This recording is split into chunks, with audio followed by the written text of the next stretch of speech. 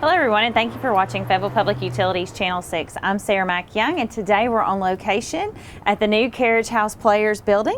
We have Miss Sarah Jo Pierce with us today, and Sarah Jo, I'm going to let you introduce everybody that's here today, and we're going to talk a little bit about the new building, but tell everybody where we are. Okay, we're down here on 301 East Market Street, formerly known to most people as the Old Fred's Building. It's the current home of Carriage House Players. I have here beside me our past president, Jennifer Bradford. Behind us we have Ben Spears, Mickey Johnson, and Tiffany Quick. And we are representing our group today as we let our community know what we're all about. All right, and this is something that's been a long time coming, and you guys are super excited about it. And you want to give folks at home a glimpse. So we're going to head inside and see the building and learn a little bit more about what it's going to look like. Okay, that sounds great.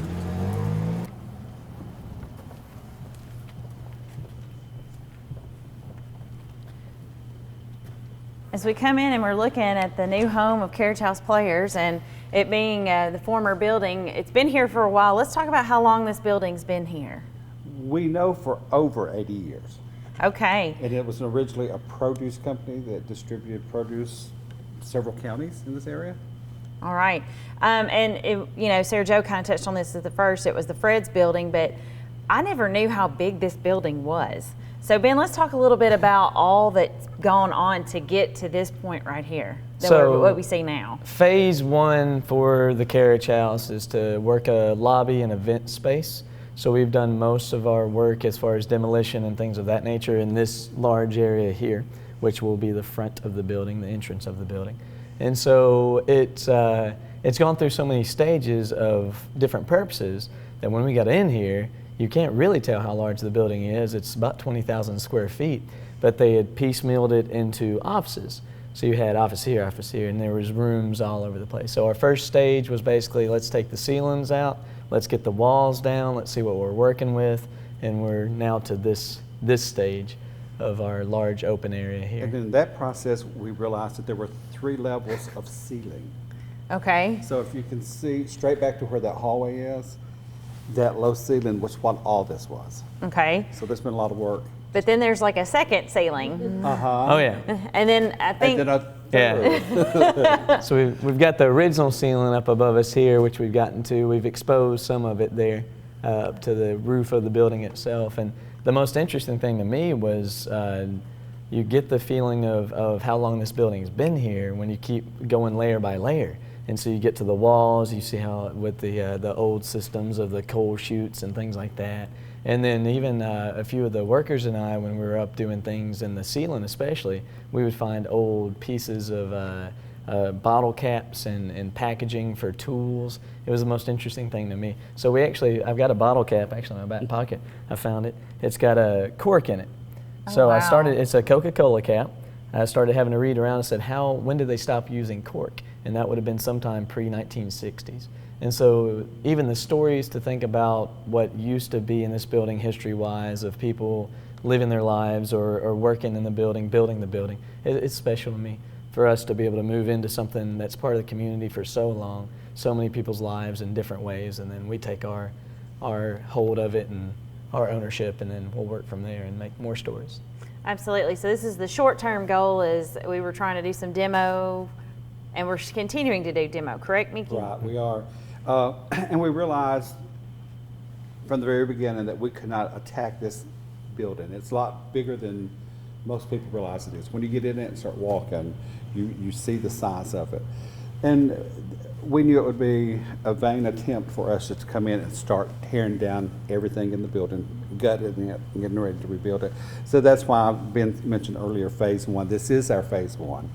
It makes it a more workable plan. Absolutely. All right. Well, let's go through and see some more of the building and talk to folks a little bit more about give them a timeline and let them know what they can expect, because this is exciting. It is exciting. We're very excited about it. As we move more into the building, Ben, and we're looking around, and you talked about you and Mickey talked about the 3 different levels of the ceiling. I mean, how long did that take to demo just this part? Just this part we started in January of this year, and of course, I mean, we're getting as much time as we can in here to get in and knock stuff down. So I mean, we have lives, we have jobs, but we put a lot of work into it. So we're looking at quite a few months we've already sunk into it here. to get through stage by stage. And we were, of course, doing this with doing it between shows too. So, because when we've got a show going on, we kind of have to abandon this for a few minutes, go do our show, and then when the show's over, then we're coming back and tearing down some more. So absolutely, and so it's not just this part too. I think we're going to see it a little bit more when we go through the building. But you guys were making rehearsal space. Yeah, when we first got in here, the very first thing is we wanted to rehearse in here. So we started knocking a few walls down to get rehearsal space out of it and go from there. And as Sarah Jo said, a good way to keep count or time was 6 dumpster loadfuls of materials of demoing this place out, and we're talking the large construction dumpster. All right. And we still had other businesses that were still renting from Yeah. us at that time, so we were kind of demoing around them, and then as they were leaving, then that's when we started doing a lot more. So that's kind of what took us a little bit longer to start tearing some more, doing the major demolition. At first, we were just starting really small, and then as people were moving out, then we were starting to do the bigger stuff. All right. And so as we're going to take more of a tour through the building, you guys are going to talk a little bit more about what's next, and continuing to see what goes, how we're going to transform this building. As we were looking around and we're talking about it, we started out talking about this building was a produce building, but Tiffany, what all else has it been? Oh, it's been several things, including a funeral home when Higgins burned down. It's had several office buildings. Yes, but when we took over, Randstad, Karen Vessel's office, BMA, and Van Massey's was downstairs in the basement, were the current tenants at that time, as well as the owner of the building at that time was Jan Brooks. And we've also had realtors companies here. I was told that the Elks Lodge was here once upon a time. Motlow had classes here, and but I remember the Fred's building. That's what I call it. It's the Fred's building. I think that's what most people call it. Absolutely. But the cool part is you guys are going to turn this front part into an event center where people can host anything, really. Right. Parties, weddings, Receptions, concerts. We're going to have a full kitchen. commercial kitchen. Commercial kitchen, right. So we're excited about the space that we will be able to rent to our community, and then we're going to be using it for our plays also, maybe in the round or one set plays that we can use until we get the back part done. Phase 2. Phase 2 done. All right. So this is the most part of phase 1, Right. correct? Yes. And then as we move throughout the building, you guys are going to tell us a little bit more about phase 2. Right. All right. Okay, as we're walking down the hall, tell me a little bit more about this part and where we're headed I think we're headed down towards more of the rehearsal space and some other things. So let's talk about where we are in the building. We are. This is going, what we've been working on is having it as our rehearsal space. It's going to be phase 2. This is going to be where our theater will be. And if you'll notice in this area, the ceilings are lower. This is the ceiling level that all the building had. Yes. Before we started the renovation. So you're, at this point, the wide doors behind us, once you pass those, this is phase 2. Okay. And so in phase 2, we're going to see a lot of cool things coming together to make it even more awesome. Right. Yes. And you're going to see a lot of junk too. Well, we are at a construction site.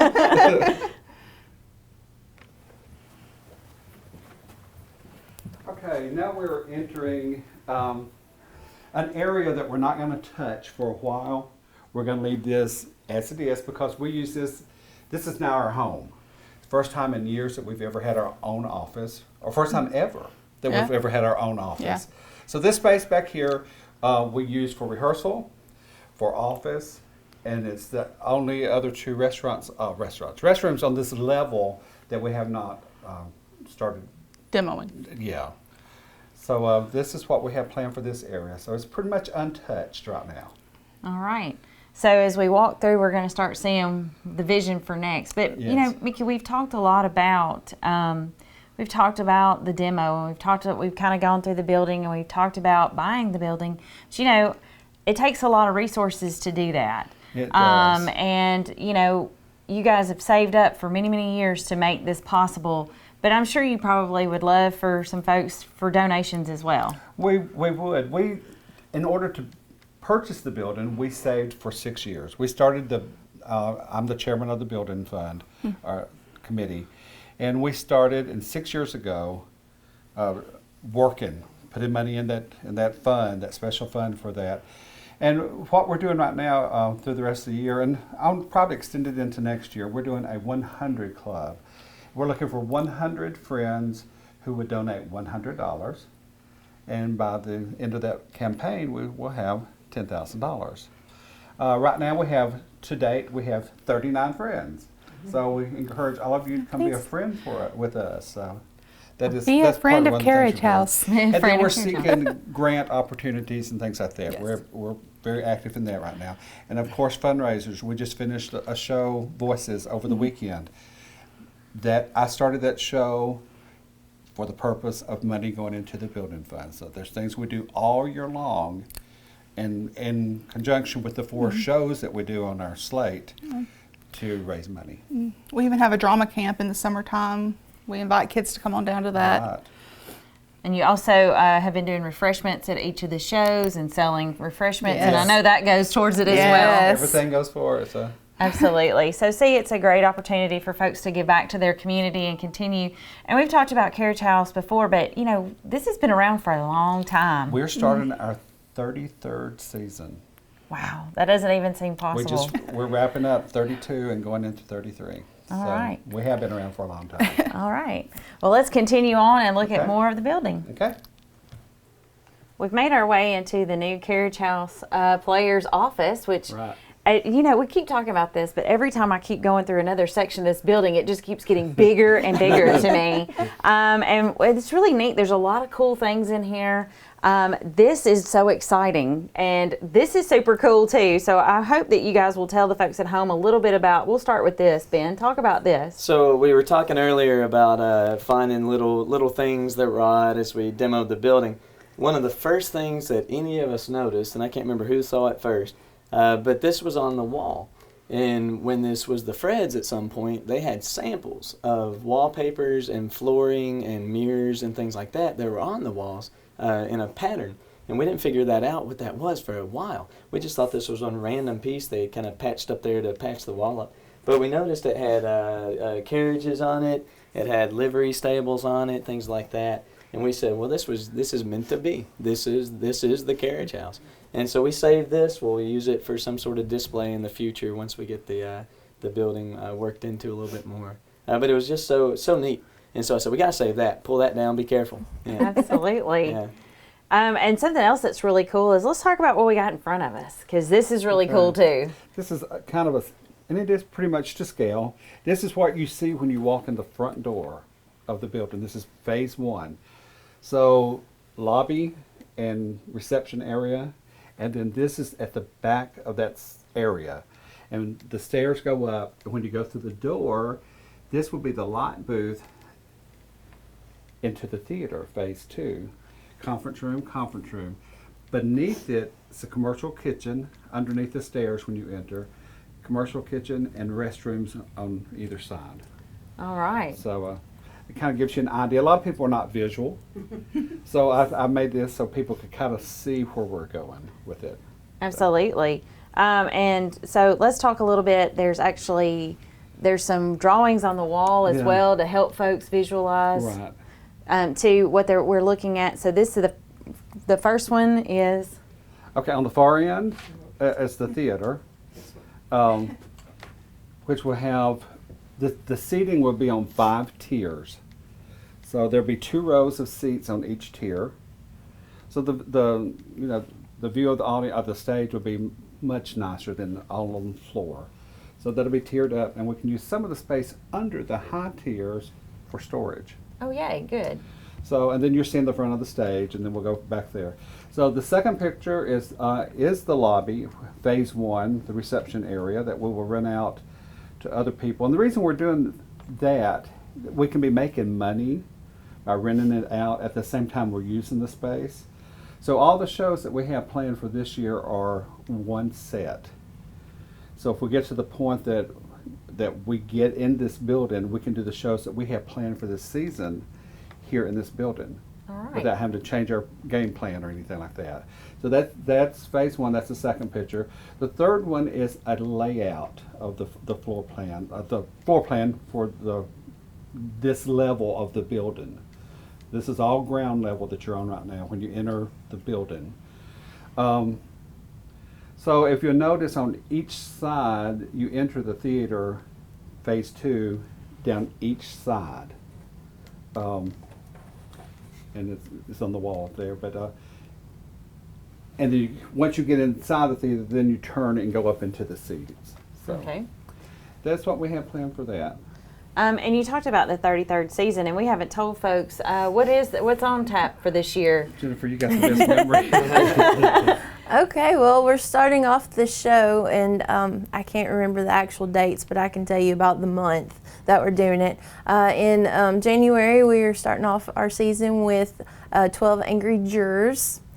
Most people would know it as 12 Angry Men, but because we didn't have enough men to fill all the roles, they had to include some women, so it's called 12 Angry Jurors. And then in the spring, that's directed by Brenda Wilkes, I should go ahead and say that. And then in the spring, I'm actually directing a show called Double Wide Texas. It's a comedy. It's from the people that wrote the Dearly Beloved, Christmas Bells, Southern Hospitality, the Few Trail Sisters. They've also written this one. It has nothing to do with the series, but it's just another one that they have written. And then in the summer, Lisa Adams is directing Sarah Plain and Tall. And then in November, December, we're doing, Mickey is directing The Shoemaker and the Elves. And it's an original script. He is writing it. All right. So it's going to be a great year. There's going to be a lot of fun things. We also have Voices. And we, in the summer, we are going to be doing Voices of Carriage House production. Last summer, we did the Patriotic show, and so it was a big hit, so they're going to do it again. All right. And then we'll have it again at Christmas. Christmas. Right. Mm-hmm. So that always puts us in the Christmas spirit, gets us ready. This summer it will put us in a patriotic around the June, July time frame normally. That's right. Mm-hmm. Absolutely. And it's just so great. We're so excited. But let's talk about that 100 Club again. And you guys, tell them where they can mail that money in. P.O. Box 916, All right. Fayetteville, Tennessee. Okay. And that's a great way. So you have 39 friends right now. You're Right. really looking for 100. We are. Or 1,000. We will not limit our friends. No limits. We will not Yes. limit our friends. But we're definitely looking for those folks to mail that money in. $100, you know, what a great place to send it, to keep the arts going in our community.